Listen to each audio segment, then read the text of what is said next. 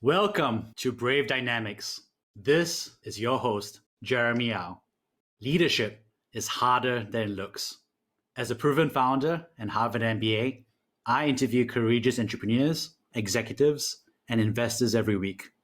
I also share my frontline experiences, coaching insights, and own professional development journey. If you're stepping up as a new leader, founding a startup, or venturing into the great unknown, this is the podcast for you. Hey, Kay, good to have you on the show. Yeah, it's great to see you, Jeremy and Andy. I am honored to be in this room. Yeah, thanks for taking time during lunchtime. I know you got your dan noodles right before this, so I appreciate you moving up your lunchtime. My pleasure. You're someone that a lot of people look up to in the travel world and across Asia. But for those who don't know you yet, how would you share your professional journey? Well, okay, so first, let me quickly introduce myself. I've been in the technology space for the last 20 years, primarily in travel and technology, so travel tech.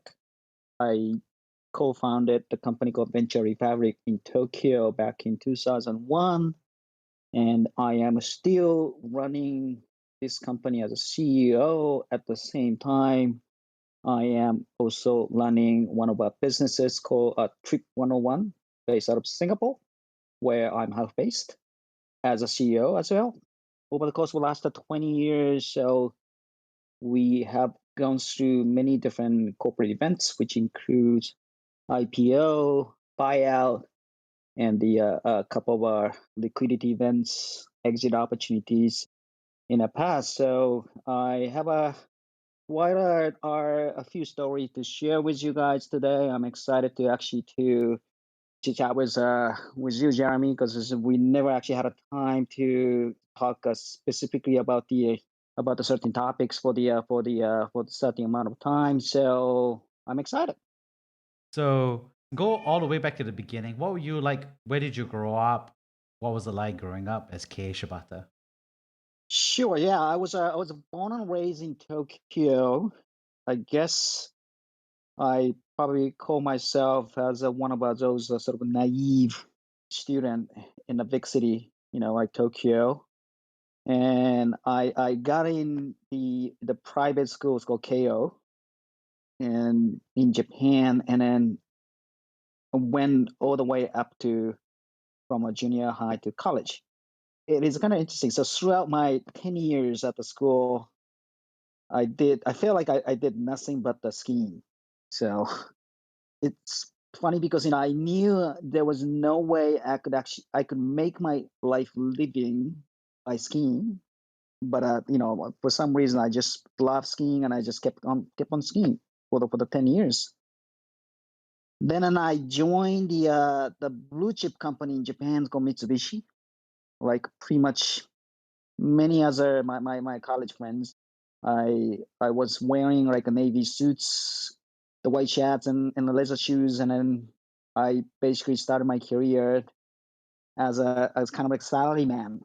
I traded agriculture commodities back then, so that was kind of beginning of my career, which it sounds a little bit boring, but that's that's how I started as a business person. So.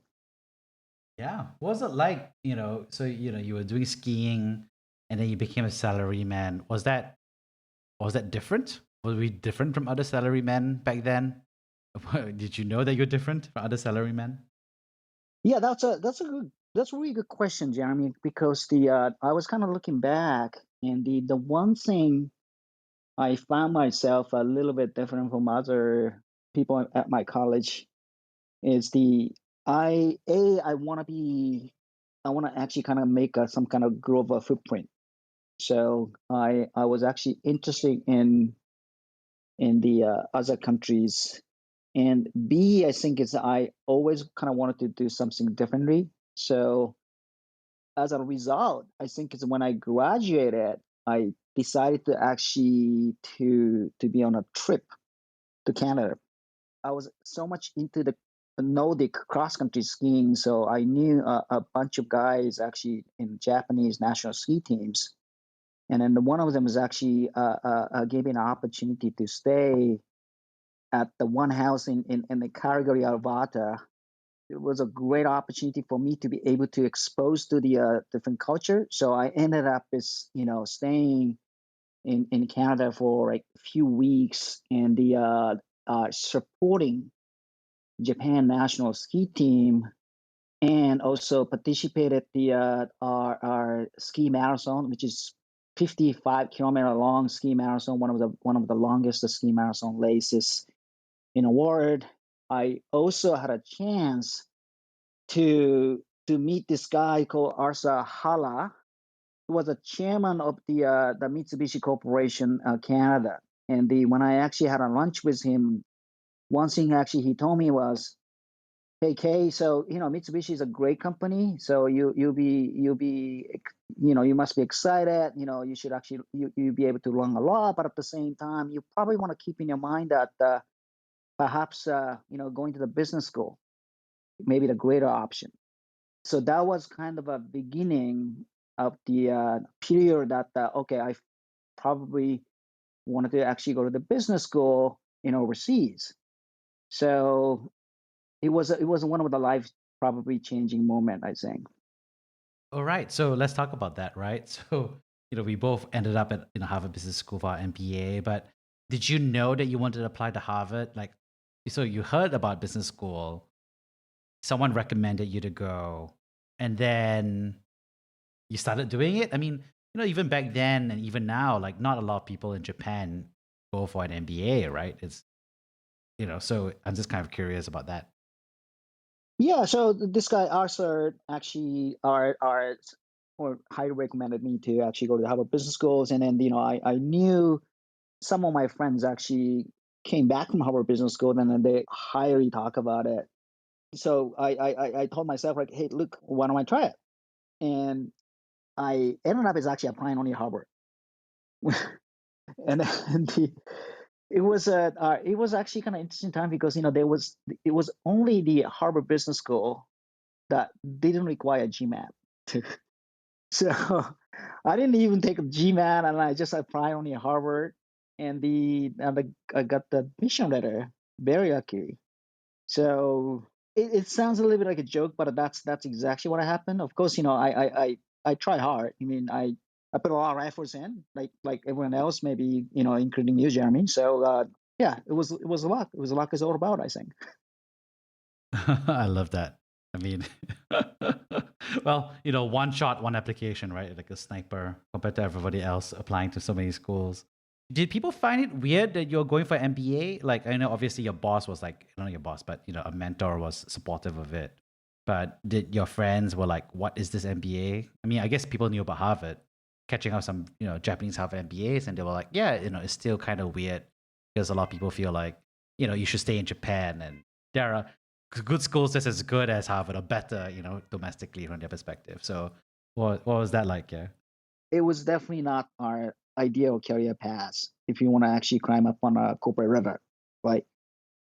It's an opportunity to be kind of an alien in a way, in a traditional like a legacy, the big companies like Mitsubishi in Japan. So I had a little tough time actually persuading my bosses, and then I was lucky to be able to actually to get the sponsorship, corporate sponsorship. They actually felt that when I got back from the business school, I would probably leave the company right away, which actually kind of didn't happen in a way. I'll get into that in shortly, but there was kind of idea that also it's like a big corporation. They actually don't see MBAs are not necessarily a loyal workforce or a long-term workforce. That's probably fair to say.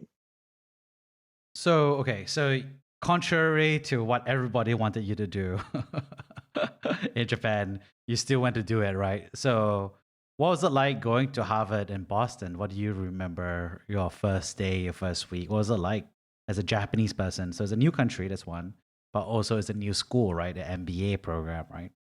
Yeah, first few months was actually was a I would say bitch. So it's yeah. Well, I mean, the lacking the experiences in communicating in English and everything else. I think it's moving into the new cities, especially overseas, is apparently the lot of hustles.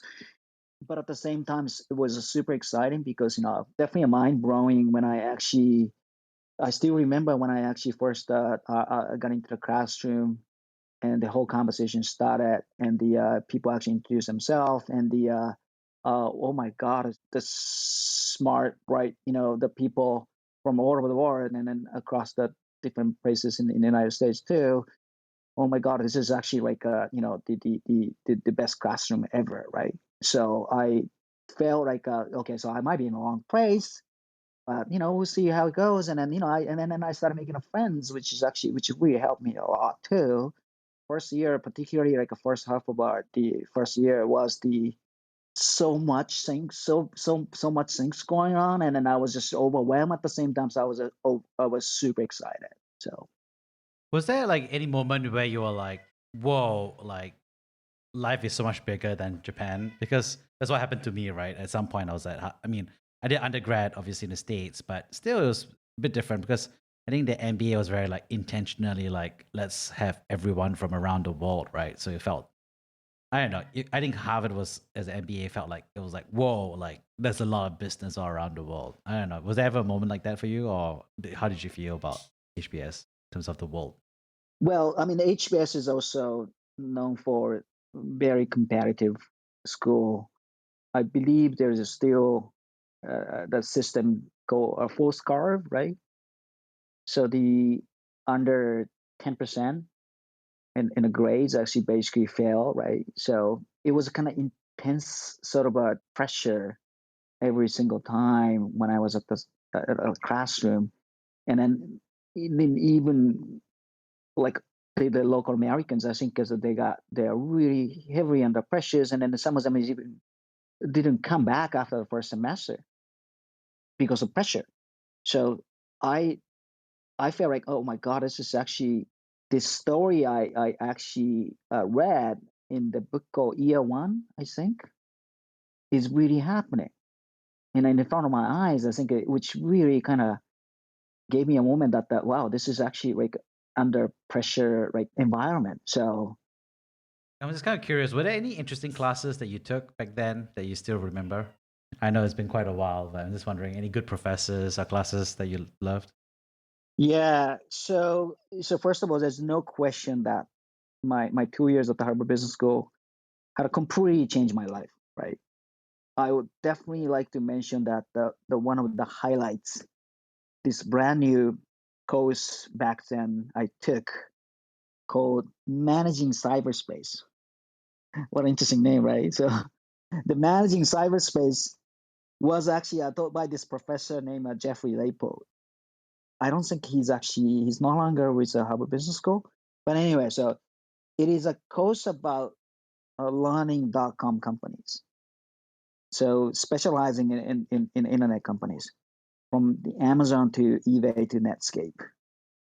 And then the that course has had completely kind of blown me away, I think. So it definitely kind of inspired me as a future tech entrepreneur. Just to give you a little bit more context, so 96 to 98, that's when I was actually at business school. So we are basically in the middle of a sort of red hot internet boom, right? It was everything happening in the United States, right? You probably can't believe this story. So I remember that Jeff Bezos was even coming to our classroom.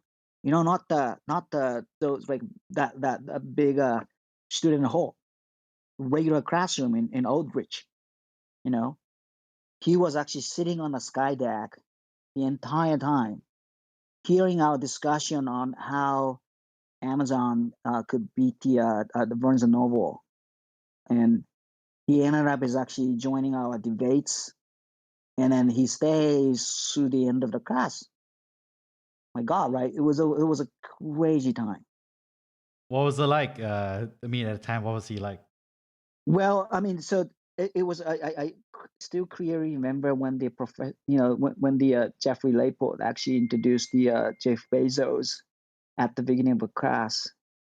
So it was like an earthquake. So back then he was already big, but he was not. Of course, he was not this big. You remember HBS always kind of hand out the case B or case B, whatever it is, right? The subsequent cases.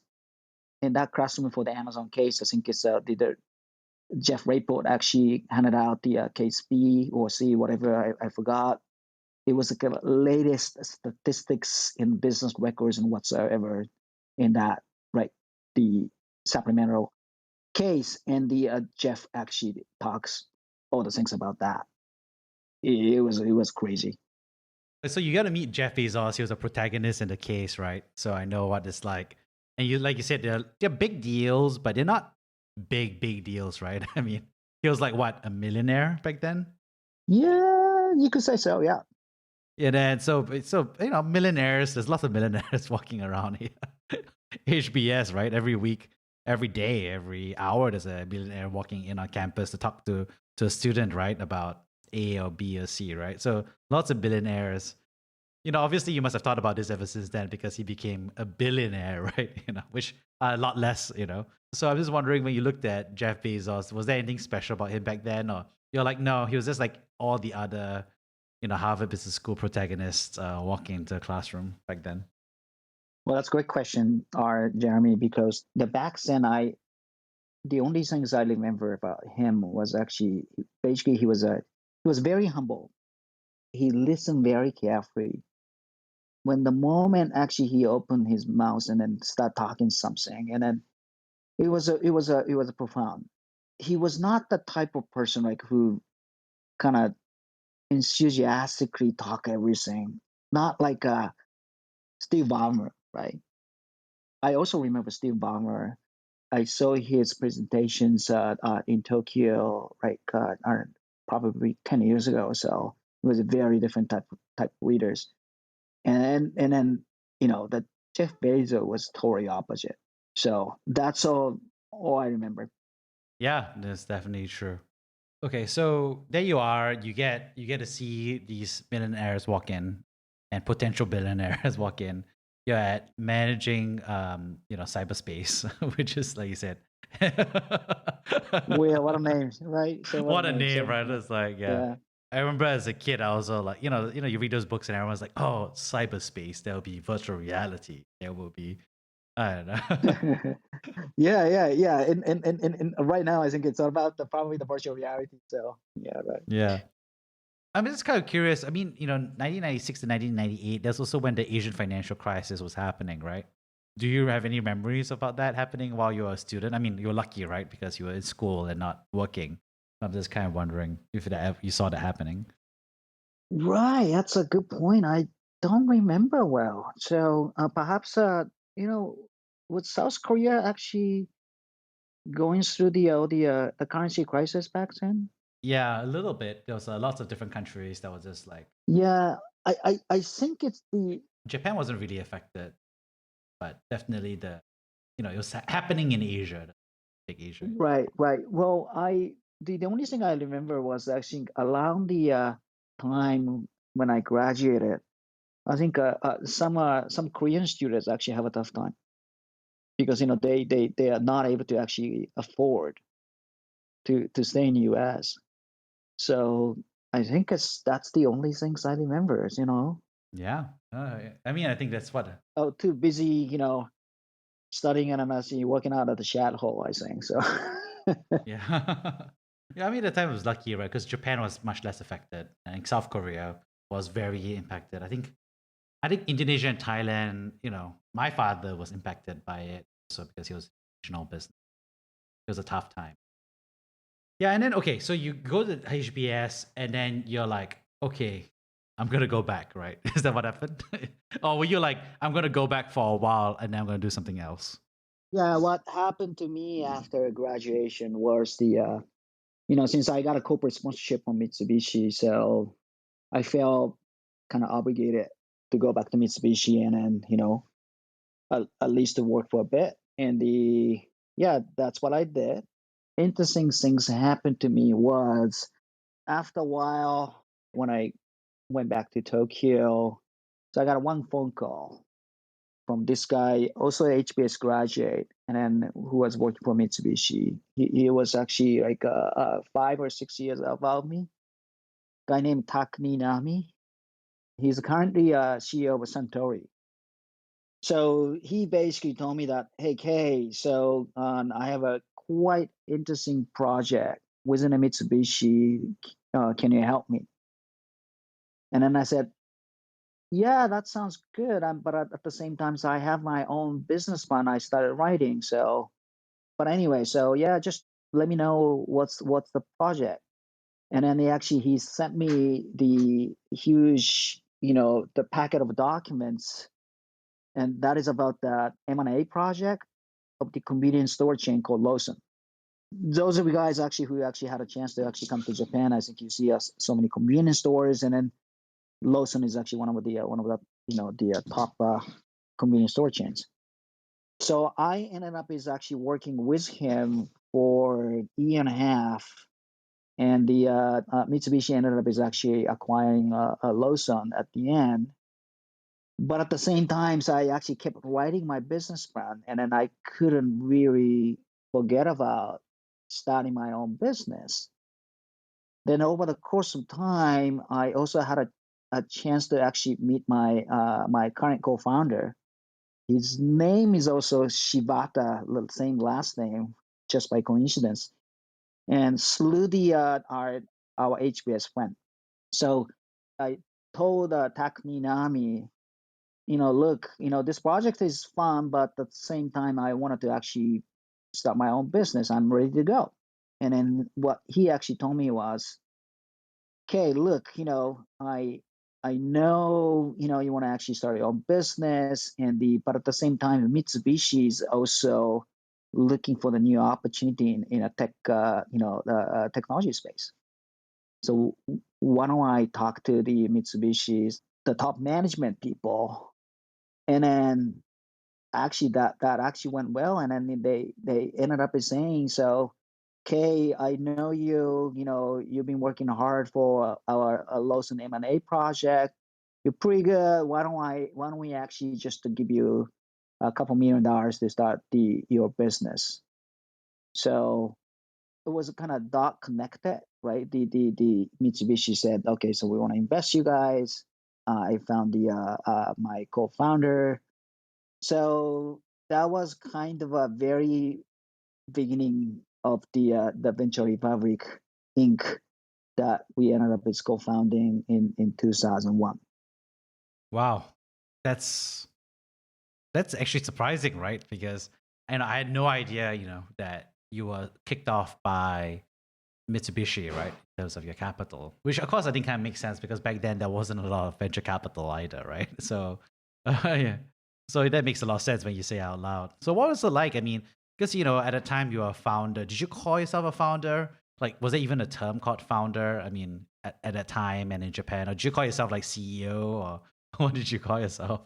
Yeah, well, that's already getting into this interesting story, around that. So, okay, so just to give you another context, back in the days, like the 2000 was an interesting year, right? The bubble of the internet boom was ended up as bursting, right? So the crazy time is over.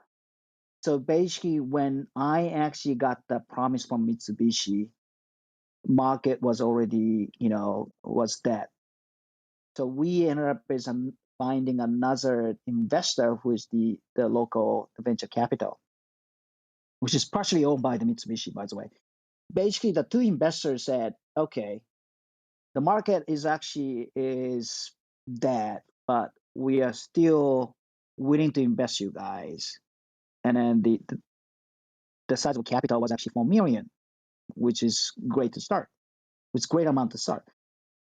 But they said, we're not going to give you any valuation. So basically the par valuation.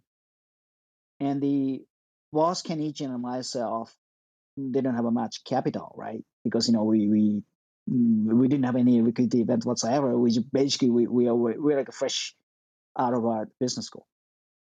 So it was the ultimate choice, right? Whether we're gonna take the $4 million to start, but the equity ownership was the less than 1%, or we leave. And then Kenichi and I basically talking like, hey, what are we gonna do? Well, we're gonna actually wait for the next chance, or we're gonna actually start with no ownership. So, and then both of us basically saying that, let's do it, because if we fail, I think probably the McKinsey or Goldman Sachs or someone's probably going to offer us a job. So it is essentially a risk free, and maybe I can even go back to Mitsubishi, right? So the that was actually probably the best time for us to actually start the business, even though our ownership was just like really nothing. Wow, I had no idea. What was it like making that choice? Because, now of course it's very standardized, right? Like you get $3 million and you give up 20%, right?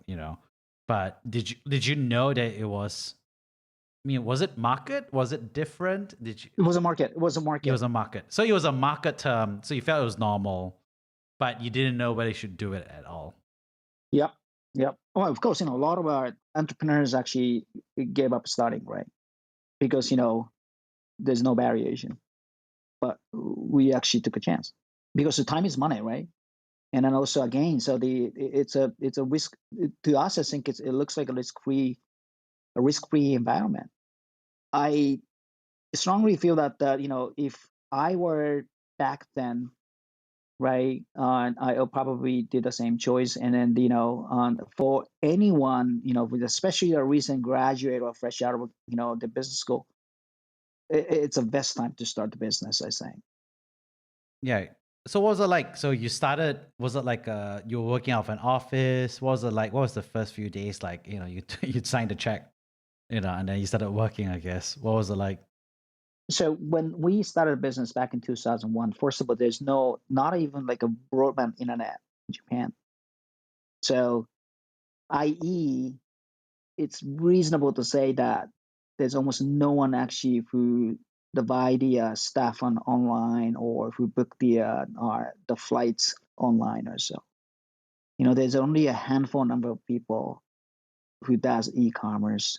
So means I think it's the infrastructure was not there, and then we knew that we have to wait for quite some time until the people actually started actually doing online shopping, or the online travel booking, whatever.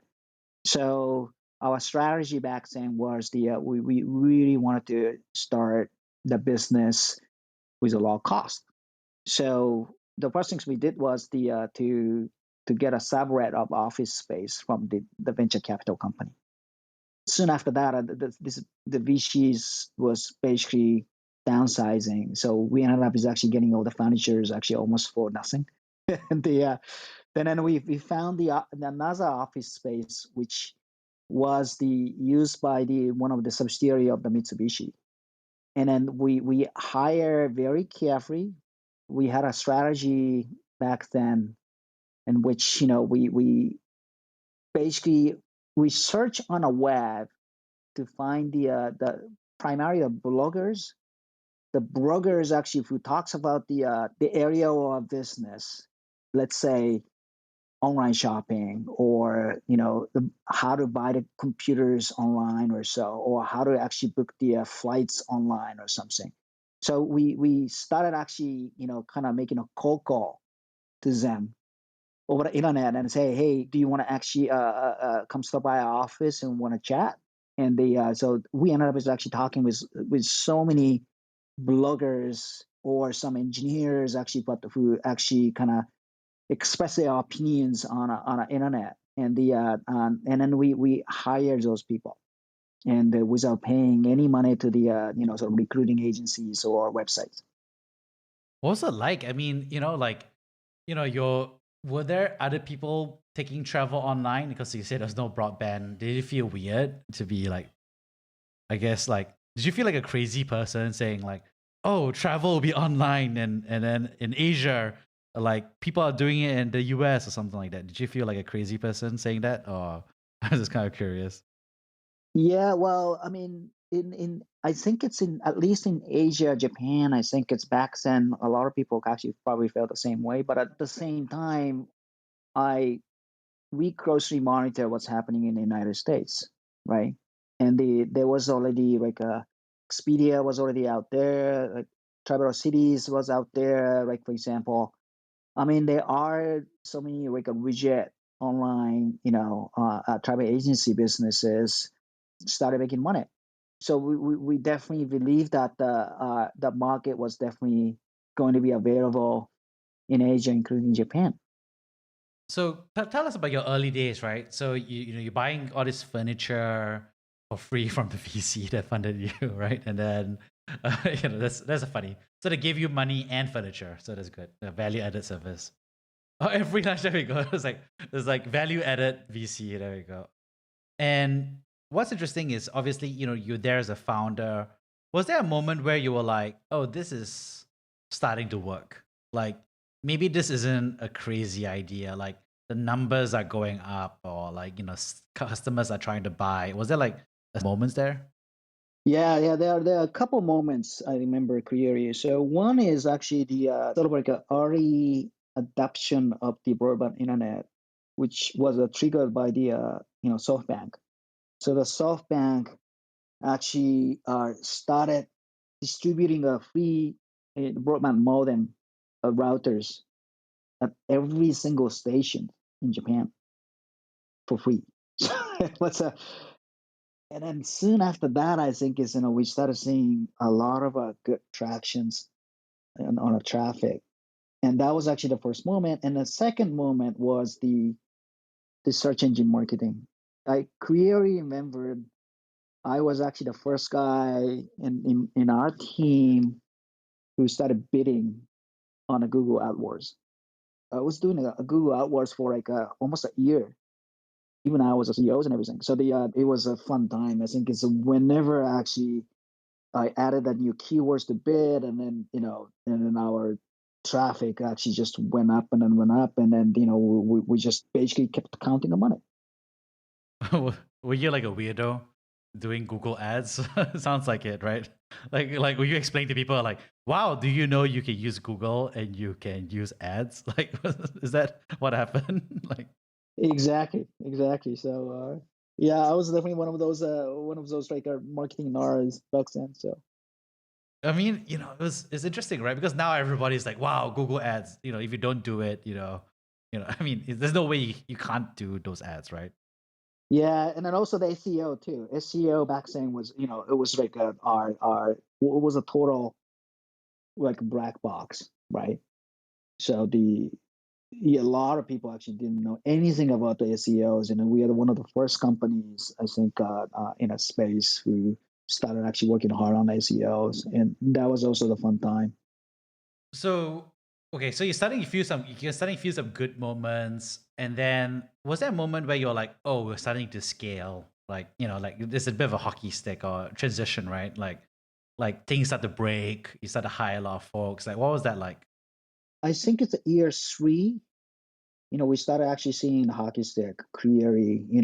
And by the way, so the first 2 3 years was like are miserable, right? So even though we knew market was not ready, and we explained to the to investors, but the investors always bitches us, right? What are you guys doing? You guys are actually making this much amount of money. I think this is like amount of sales that some hawker centers actually is generating or something, right? So it was a tough time, by the way. But after that, I think we quickly started seeing the growth, and the next probably 4 years we had a continuous growth, like 2x 3x. I don't remember quite well, but I mean every year. So we had a double or triple digit growth, and then even before we actually went to Fabric, I think we still saw like 30 to 50% of growth year on year. Yeah. Wow. Was it like crazy? Like, did you have to like hire people suddenly or like you scramble or something like that? Yeah. So hiring was actually definitely was a headache because especially back then, there are not many good engineering talents or web designers and those people. And what we particularly actually went through in terms of the tough times was a finding. To be honest, with the finding accounting and then the finance people or admin people. So we had a really tough time. So it took us right more than a few years to build the decent team. So let me actually explain a little bit on why that happened, because we hire so many people who have a huge interest in our business, right? Like remember the example I gave you, like when we actually first hired people, when we basically made a cold call, right, to the bloggers and engineers actually who had a big interest in our space. So those people actually stick around. But the people in admin, accounting, finance, they don't care much about our business. So for young company, especially back then when the category of tech entrepreneurship was not really established, I think those people just saw us the one of those like a small medium enterprise, right? So yeah, that was exactly what happened to us. Wow. Any funny stories from that time? Do you remember any funny stories? Like, I don't know. Oh yeah. So I mean, speaking of this, this hustle to find the good admin people. So we hired one accounting guy within accounting department. He was basically bullied by the other team members. Who was a female accountant who was actually doing great job, but she had a really high pride, and then she kind of ended up as bullying a little bit. And he was kind of crying and everything, and then we always kind of felt like, oh, okay, so I don't think he could actually keep working for us. So and on one morning there was a one there's a one guest actually showed up in our office who was the mother of this male accounting team members. Kenichi and I ended up is actually meeting his mom, and then his mom started saying, like, I wanted to actually let him resign, right? It was kind of bizarre, but that's exactly what happened. Well, anyway, so there's a lot of interesting story like that, but it's like our it's the I would say it's a small team with a lot of dramas, right? I totally understand. There's a lot of drama. When I was building my startup in the early days. What's interesting is that you keep going, right? You're building. At some point, you're in Japan, and then you're like, okay, Singapore, right? so, so how did that transition happen? Yeah. So okay, we prepare for like a kind of long story because this is actually kind of most probably interesting story for everyone because remember when we started the business it was less than 1% of ownership, right? So over the course of 7 8 years, two investors, especially VCs, kept pushing us to go to public, right? Kenichi and I, we didn't have any control over the company, right? So even though we actually wanted to actually focus more on the growth, at the same time, in the year of 2007, 6, 7, I think it's the market condition in Japan was not great. And that's because I think it's there was no great macroeconomics like Abenomics, whatever it is, was actually in Japan. And then also there was a corporate scandal by the company called LiveDoor. Some of you guys probably remember LiveDoor it was a startup actually who created a lot of buzz, and the ended up is actually being criminal charges and everything. So it was the market actually clearly didn't like us as a tech entrepreneurs and startups. So it wasn't a great environment for us to go to public, and we knew it, but we had no control over it. So they basically did, the VCs and investors actually push us very hard to jump into the public market. But that was actually when exactly happened back in 2008, August 7th. We made an IPO, okay? And then 1 month later, on August 15th, Lehman shock, right? At the IPO event, of course, Kenichi and I was not able to sell even a single share because, we didn't have any ownership almost. So zero capital gains for the founders. And then the 90% still owned by the two investors when we actually went to public in the Lehman shock. And in the following year, which is 2009, in Japan, there was the chicken flu hit the nations, and then the people start traveling. And then the whole thing happened. Our stock price has actually totally plunged. So it was a really tough time, and the VC ended up saying, so we want to actually sell all the shares, which is 45%. So they actually started selling the stocks and in the market, in the stock exchange. So the stock price even went down farther.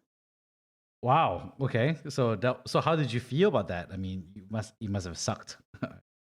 Totally sucked. Yeah, it was it was actually disaster, right? Then this is not the end of the story, because the next year, 2009, Mitsubishi also said they wanted to sell all their holdings, 45%.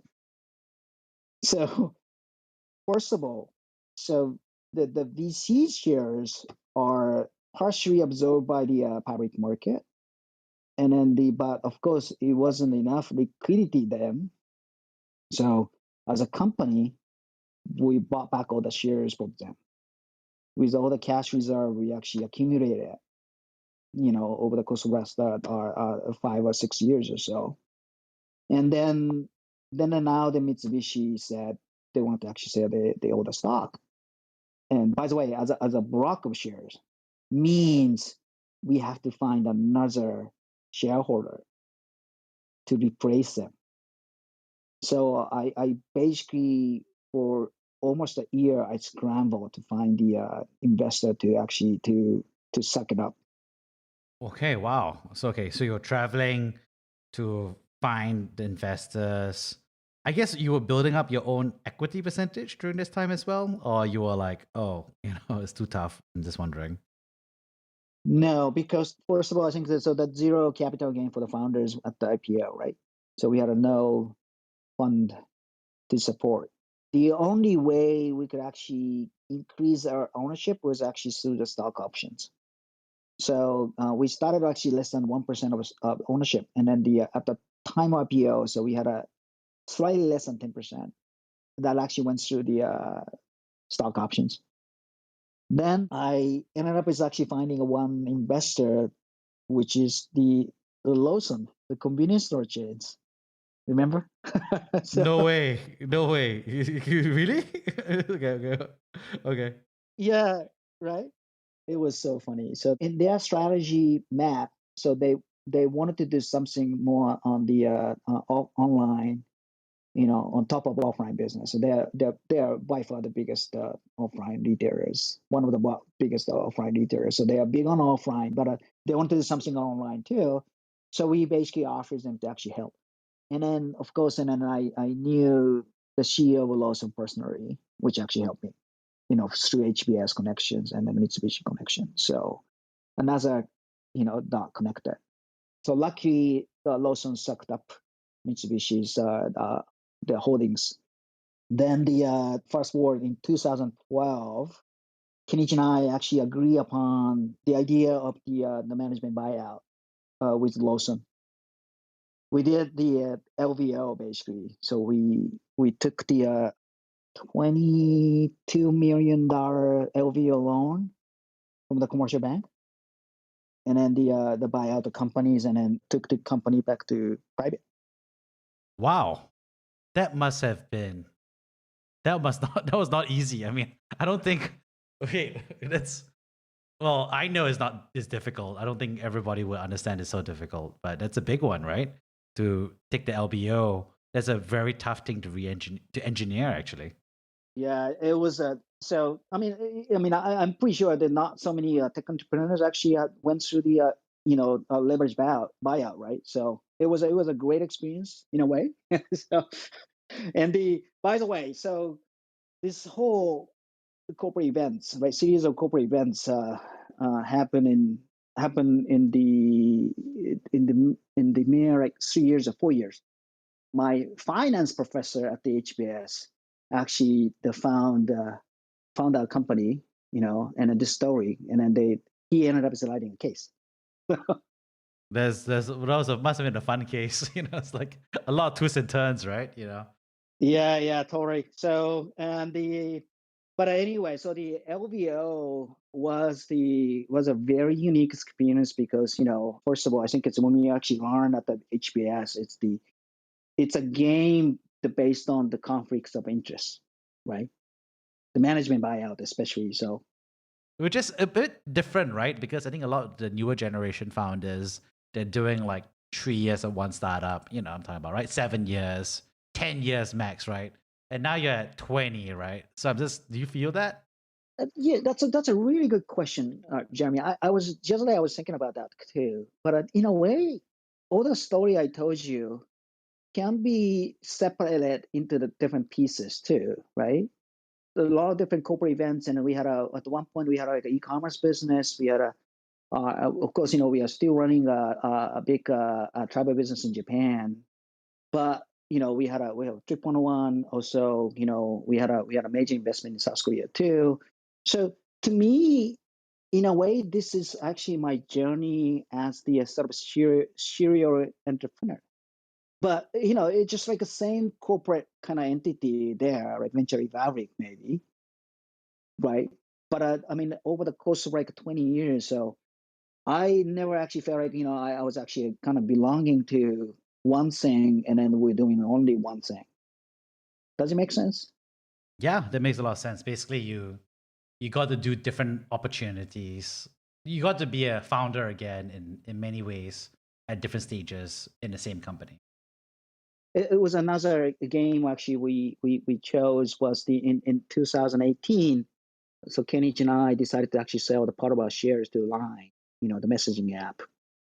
That's another liquidity event, and then that actually gave us an opportunity to actually build the business on a Line app in Japan. Well, now I think so we have like 22 million followers, or Line friends, whatever you want to call, on a Line app, which is actually gave us another sort of like asset. I saw it is another chapter. Okay, I think I'm gonna wrap things up here. My last question I have for you is, if you could go back in time all the way to yourself, like graduating from Harvard Business School, that was, over, 20 over years ago. What advice would you give yourself? Take even more risk. I was actually telling you how I felt about the opportunity for the MBA graduates, right? It's the best time to start the business, I think. And then I can't emphasize it more. Means, if I go back there and if I actually in a position to do something new, and then I will even take a bigger risk.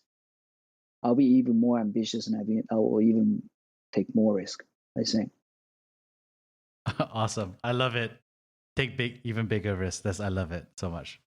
Because you're not gonna die, right? You're not gonna die. You're not gonna be like yeah, you can actually survive. There's nothing. You have nothing to lose, right? So this is my biggest message for the all the audience or young people, who thinking about like getting an MBA, or who actually just got the MBAs, or whatever it is. I think it's you have like golden opportunity upon you, right? So.